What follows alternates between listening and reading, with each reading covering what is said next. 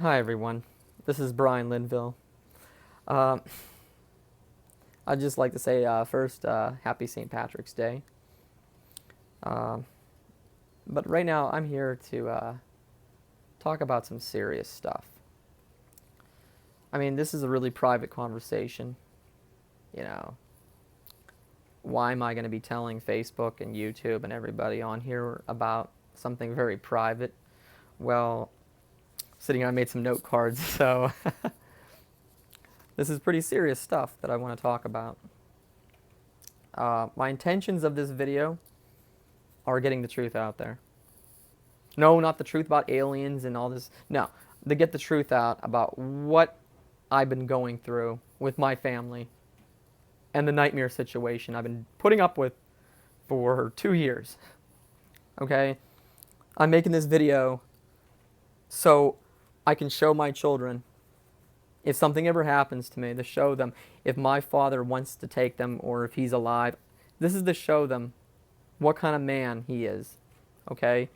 I'm trying to show my boys not to trust their grandfather because I trusted him. My mother trusted him. We all trusted him, and he screwed us over time and time again. It's just getting really ridiculous. Um, let's see. Where do we start from the beginning? Well, while going to college, my grandparents, they passed away. And my father, he got $316,000. And he said to me, what would you like? And I said, well, I would like my education paid for. You know, that's what my grandparents, they wanted my education paid for.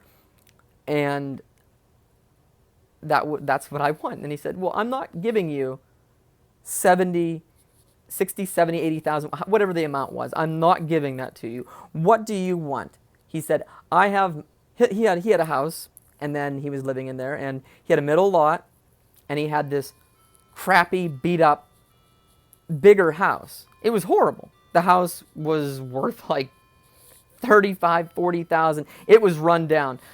See, a relative lived there, and he just ran it into the ground. Well, I said, I'll take the house, and I'll put all my money into it. And I put a lot of money into this house. It's not like I just moved in. I put a lot of money into this house. And what I did was, it was a rent-to-own agreement. Okay, it's my father. I thought I can trust him. So I put a bunch of money into the house. And I paid him rent every month. I paid him $550 every month in cash. Now, I'm not going to get right into it, but let's talk about what happened in the last 2 years, okay? My mom, she got cancer in March 2015, and my father's reaction was, I'll never forget it. He was sitting with me in the car, and he said, "You better start taking care of me. You better take care of me." And I said, well, Bruce, you don't have cancer. You aren't sick. Why am I going to take care of you? I'll take care of you when you're older, but why am I going to take care of you now? You're like 60 years old. And he made some threats, and you better. You'll see what happens.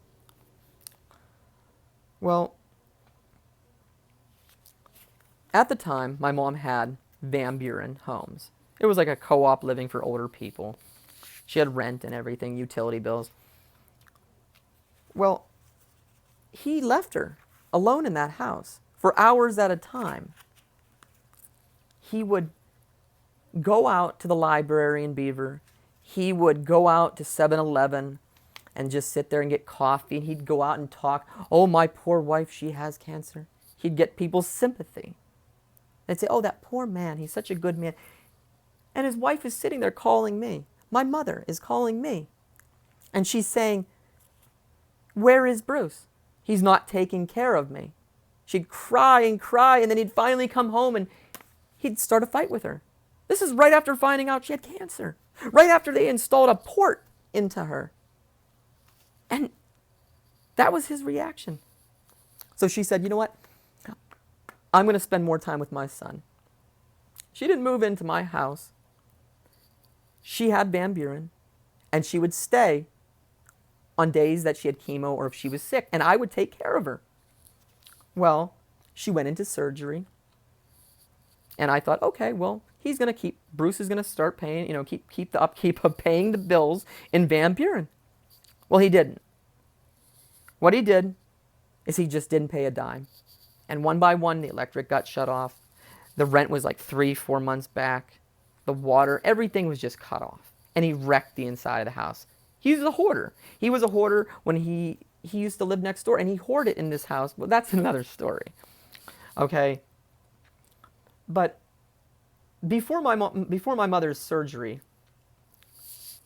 he would call her names. He'd blame her for her cancer. He'd say, you ruined my retirement. You ruined it. He goes, I was going to enjoy my retirement and you wrecked it. Now, here's a man that just found out his wife has cancer. He doesn't care. He's saying, you wrecked my retirement. He'd call her names. He'd say, I hate you. I hope the cancer kills you. I caught him saying it. I yelled at him many times. I have. I'm not going to deny that. Let's get to the surgery. Well, my mom went in and we put an order where it was resuscitate. Please resuscitate her. Well, what happened was, right as they were wheeling her back, I went out to the waiting room. He went over and he said, don't resuscitate her. If her heart stops on that table, you let her die. I don't want to pay the price to keep her alive. Money meant everything to this man. Well, let me tell you, that's not my wishes. That wasn't my mother's wishes. He pulled that on me. And he had the nerve to try to justify it. That's sick. I'm sorry I'm reading these note cards here. Okay, I just want to keep on track. Well, my mom, she was in critical condition after the surgery. They sent her to a nursing facility because she was sick. And she got C. diff, and it got worse. And she was in and out for a while. And this man didn't pay a damn bill. Okay? He didn't pay a bill. I would visit my mother, and he would come down, and my mom would say, while I'm in the nursing home, go home, spend time with your grandchildren, and what I want you to do is spend time with those kids, and then Brian will come up here for a couple hours. Well, he would go down, he'd start antagonizing my wife. He'd throw it in her face, what my wife went through in her life. I'm not going to get personal. My wife is a survivor of rape and torture. That's all I'm going to say. And he'd bring it up in her face and say, why? He'd say nasty things like, well, if you didn't want to get raped, then why didn't you just stop him? That's enough of that. Well, it was around Christmas time, and I found out that he never paid any of the bills. What happened was, my mom decided, we can't afford this. It's too much to keep Van Buren. He's not upkeeping it. She was going to stay next door in his house. I cleaned out the hoarding mess, but then I was in the process of helping them renovate it. Well, she stayed in there with him, and during the day, she'd come over and visit me, because it was right next door. And then I was over in my house. I thought it was my house. Turns out, yeah. He never put it in my name. Real good father there. Real good. Well, let's get back. Right around Christmas time, I had to clean that mess up. I had to clean Van Buren home up. And he left that up to me. That I had to clean his mess and my mother's clothing and all of her stuff right before Christmas. That's messed up. My mom at the time was sick, in and out of nursing homes. It was terrible. And he made it a miserable nightmare on my family and I. I don't think I can ever forgive him for that. At the same time, my grandfather died on Christmas Day. And you know what, let me tell you. That hurt. It did hurt. But what hurt really bad was my father's reaction. He didn't like my grandfather. He didn't like him at all. He hated him. So what he did was, he ran around town and he was telling people, he was getting sympathy. Oh, I lost my father-in-law. And here I am. I loved my grandfather, and this man is getting all this sympathy. That's sick. He doesn't care about his wife. He didn't care about anyone. He didn't work. You know, a lot of men, my mother knew a lot of women where when they got cancer, their husbands went out there and they worked to help them. This man abandons her. We're going to get to that soon enough, though, about the abandonment. We will. So he gets a job at the hot dog shop. It was this place called not Johnny's, Red Hot in Elwood. And my father was doing under-the-table work. Instead of just going out and getting a normal job at like Dollar General, I helped him. I tried to get him into the jobs. He had interviews. He'd walk in to the interview, and I'd be sitting out in the car, and he'd shake the person's hand, and he'd walk out. And he literally was telling them, I don't need the job. Well, he's working for this guy in town at Red Hot's. He would the thing was, he had to clean the floors and the tables and everything. Make sure it's all, the grill, make sure it's upkept at night. Clean it up for the people in the morning. Okay. Well, it went from that to going in the morning at 5 in the morning, which he was just ditching his wife all day long. She's over across the street. She'd come over to my house and, where's Bruce? Where's Bruce? She'd sleep over my house some days. Bruce would just get up. He'd wake my kids up, and he would just leave in the morning. And she would be screaming and puking her guts out. And I'm the one sitting here calling him and calling him and calling him. And he had a phone. And he just turned it off or just didn't answer. You know, it was horrible. You know, he was hiding the money that he was making, under the table money. He was hiding it in the house. We found, before he left, we found like a couple dollars. You know, well, let's go to the fall now. Bruce, what he did at working at this job, he would walk at night, okay? And this man, right by this hot dog place, there's a stairwell. And it's by the train tracks, and it's owned by like the train company, and it was owned by the borough itself. Well, he gets on the top of the stairs, and it crumbles, and he falls down, smashes his elbow, his freaking elbow just destroys it. And he got a head injury too. So, I took him to surgery. We all took him into surgery. But this man, where karma came around, he treated her like crap. He treated me like crap. He would make fun of my mental condition. I have PTSD and borderline personality. And I have all these problems too myself. And he's making fun of me. He's mocking me. He's mocking my wife. He's mocking my mother. And finally, that was like karma came around. But I was a good son. I took care of the man. I went and I took him to the surgery, took him to his post-ups, took him to all those little things. And then what happens? I hired him an attorney. I got Edgar Snyder. They took the case. They were ready to settle. It was going to be a couple $1 million. And he blew it. Not blew it physically, but he blew it. From what I've heard, because I really don't know the truth with that one. So all of a sudden, after the head injury, I had to keep a closer eye on him. He'd stay at his house with my mom, with his wife, and he'd come over here. Some days he would sleep here. Well, he was masturbating on my blinds. See these blinds behind me? Those blinds are to my dining room. He was sleeping right on the floor. We had like a roll-out little cot and everything, and my mother was sleeping in a hospital bed, some days here and some days over at that house. It was back and forth. She wasn't a resident here, but I helped her a lot.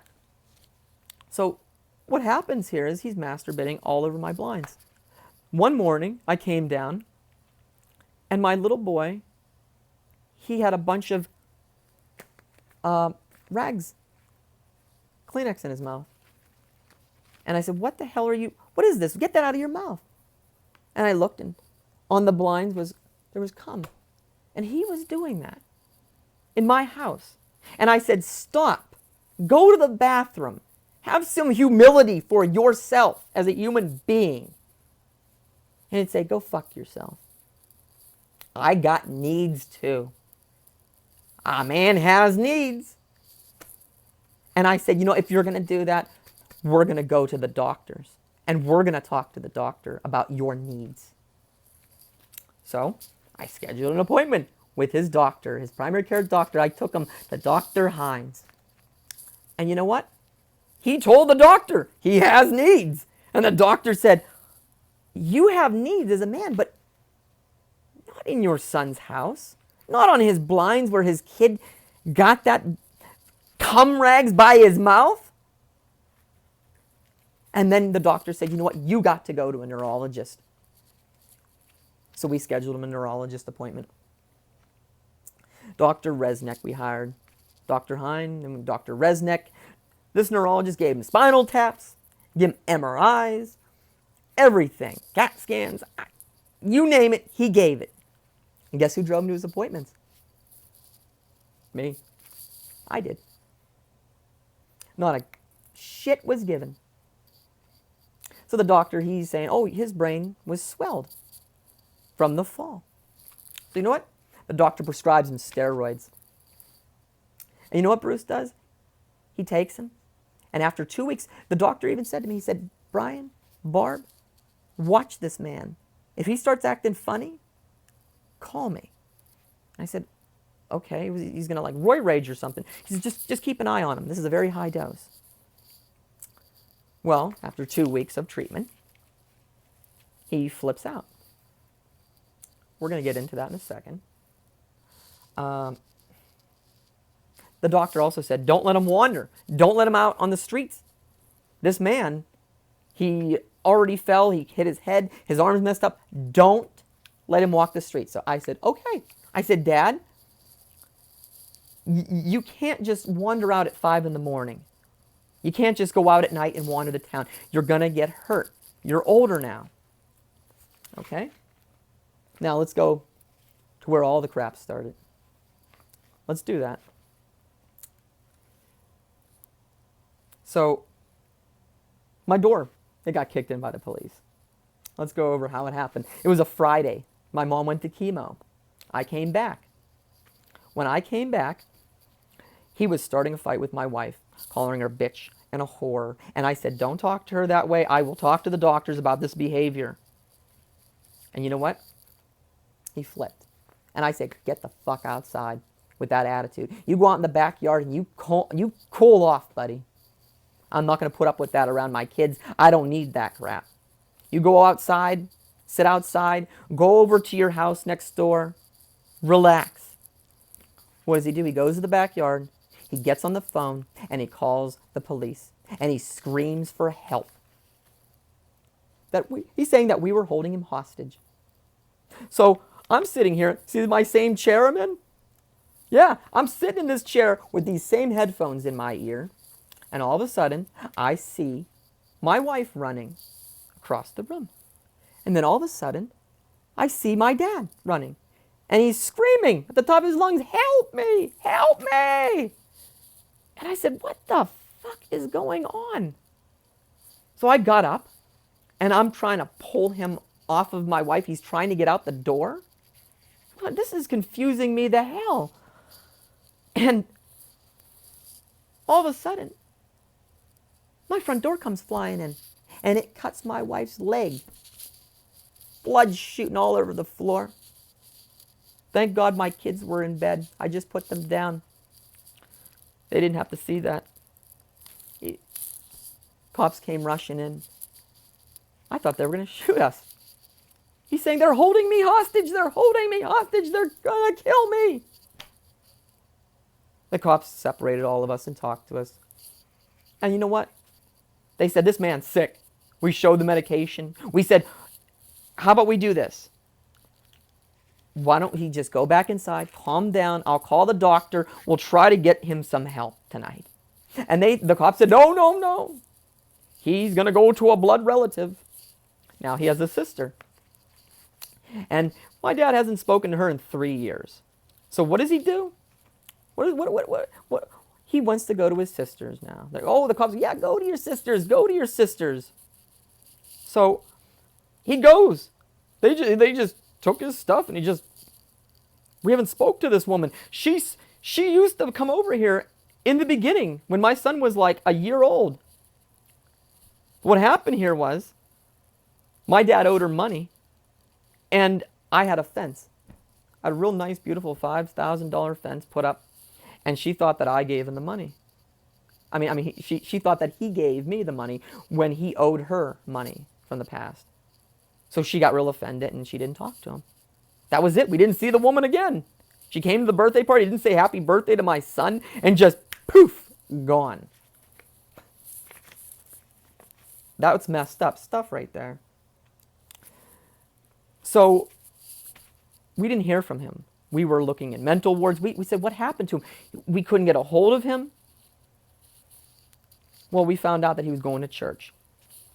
And he was going to a church in town, and he was telling people that God told him to leave his family and that he was going to go to a monastery. He played this God game. And I think it was because the medication was eating his brain. They kept giving it to him, and he kept taking it. And I called up the doctor, and I told Dr. Resnick, I said, Dr. Resnick, this is what happened. He said he was being held hostage. This is messed up. What can we do? Can we get him into a 302 situation where we can get him a mental evaluation? I went down to Staunton Clinic. Well, now it's Primary Healthcare Network, but I went down to this clinic and I talked to these people and they said, there's nothing you can do. I said, this man is running around thinking God's telling him to leave his family. He's saying he's being held hostage. He's having delusions. They said, well, as long as if he says he's going to kill himself, that's when we can help you. That's our American mental health right there. Just, unless he's going to kill himself, we can't help you. Okay, let's get back on track here, because I'm running out of video. I'm going to run out of gigabytes on my phone. So he tells people God told him to do it. He blames all of his injuries from the arm and the head on me. That's right. He says, Brian Linville did this to me.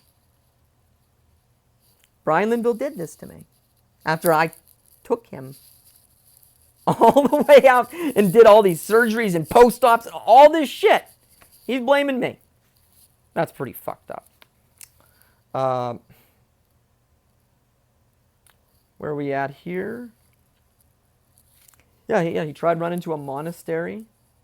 He blamed injury. He was telling people that my mother didn't give him health insurance. How do you think his arm got fixed? How do you think the medication got paid for? He's telling the priest, he's telling all these people, oh, my wife didn't give me medication. Oh, my son broke my arm and my elbow and he hit my head. Bullshit. That's bullshit. People are looking at us like we were some scumball. Now let's get to the now. Here we are on the now. Now, what he's doing is, we have the rent to own. I pay him the money every month. Well, guess what? The amount of money, it says I pay him this certain amount of money for so many, I've been here for 10 years. The amount that I owe him is over. I don't owe him, I shouldn't have to owe him. I'm still paying him so he doesn't evict. But the agreement was to pay him a certain amount of money and then the house is mine. It's on paper. I'm not going to show you guys this paper. I'm just telling you, we're not going to play legal games here, but I'm just going to let you know there is an agreement and he's not going through with it. It wasn't notarized. It has his signature. It has my signature on it and it has the date. Okay? He left my mother with nothing. Let's get to this. He left my mother with nothing. He gets like $2,800 to $3,000 a month. He has a pension, and he gets Social Security. And this man, all he has to do, he took my mother to court. Keep in mind, my mom's not rich. She has cancer. We're all broke. Okay? So what happens here is my mom takes him to domestics. And my father hires an attorney.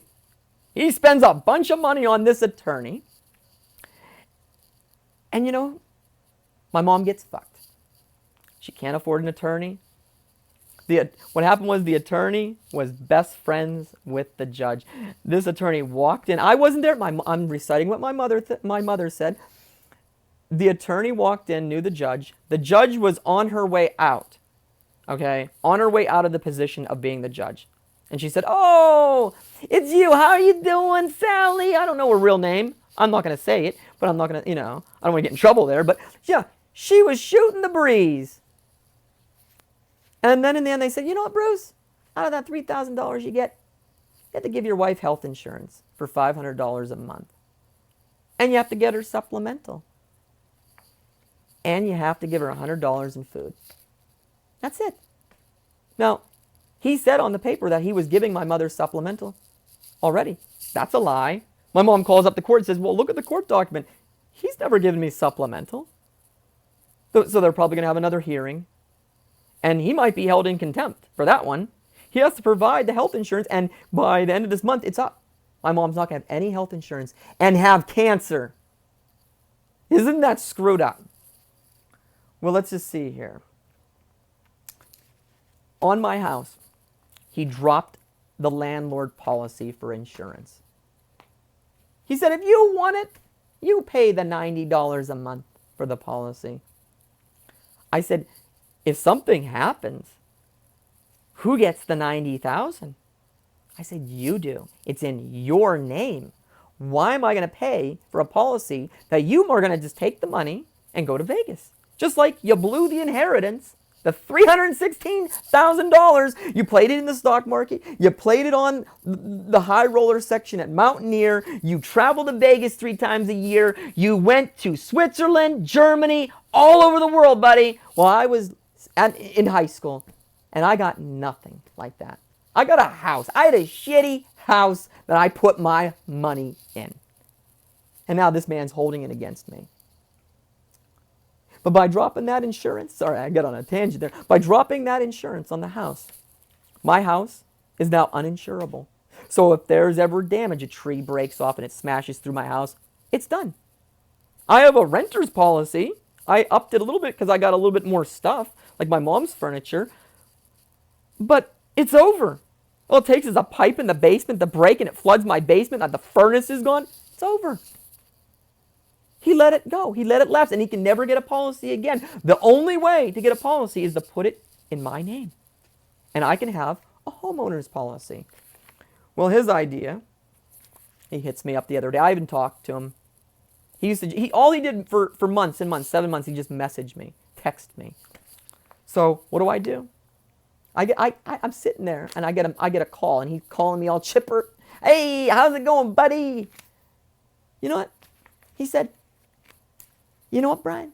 I want $5,000 for that car." See, just like the house, he never put it in my name.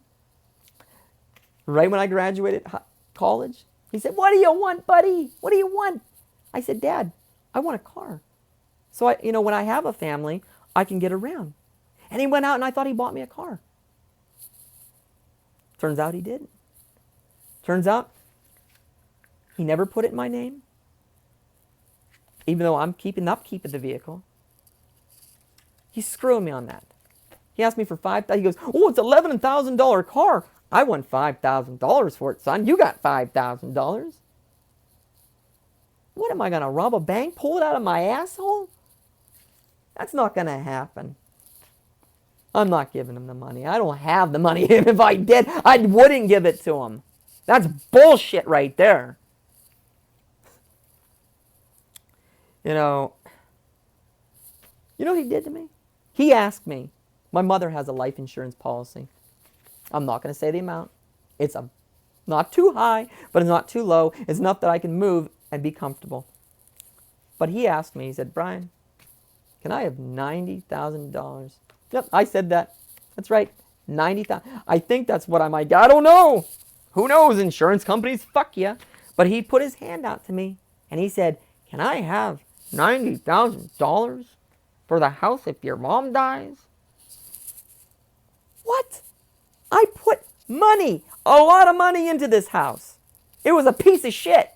You can put your hand in the shower and it would be out in the outside. The guy lived here, didn't wipe the walls. He duct taped the tiles. It was shit. I put a furnace in here. I put a central air in here. I put windows. I put doors. I put flooring, ceilings, bathroom repairs. I did everything. And you know what? He's going to fuck me like that. You know, he messes with me every day. His mind just flutters. He'll hit me up. I want money. Give me money. Come on, man. That's sick. Well, you know what I am calling him out on? The IRS.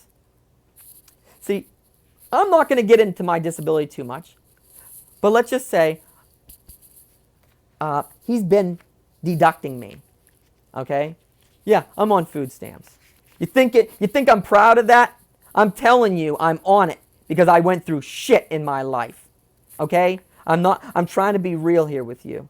Okay? I could be an asshole. I'm not going to lie to you. I'm on food stamps. Okay? We're having it tough.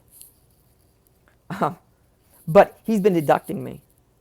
He deducted my ex-wife back in the day without me knowing. I had no idea.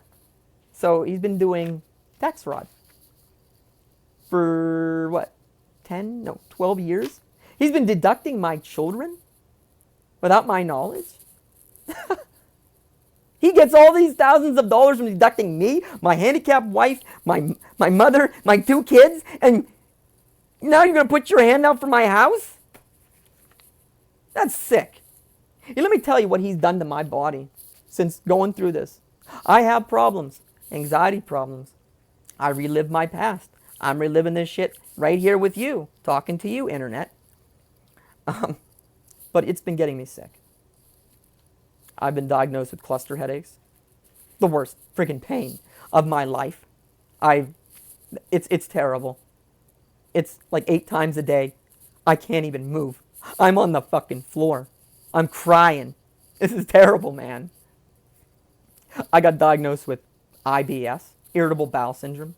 I have GERD. All of this diagnosis after going through this for 2 friggin' years. My mom's blood pressure is so skyrocket high with these games. He wants her dead. But right now, I'm just leaving this with you, Facebook and YouTube. I'm just leaving this to say, hey, what would you do in this situation? How would you handle this? Should I get legal representation that I don't have the money for? What should I do, Facebook? What should I do, YouTube? Please don't be a smartass on here. I'm not trying to be a prick to you, okay? My family's going through some horrible times. So please show some respect. Please. Thank you.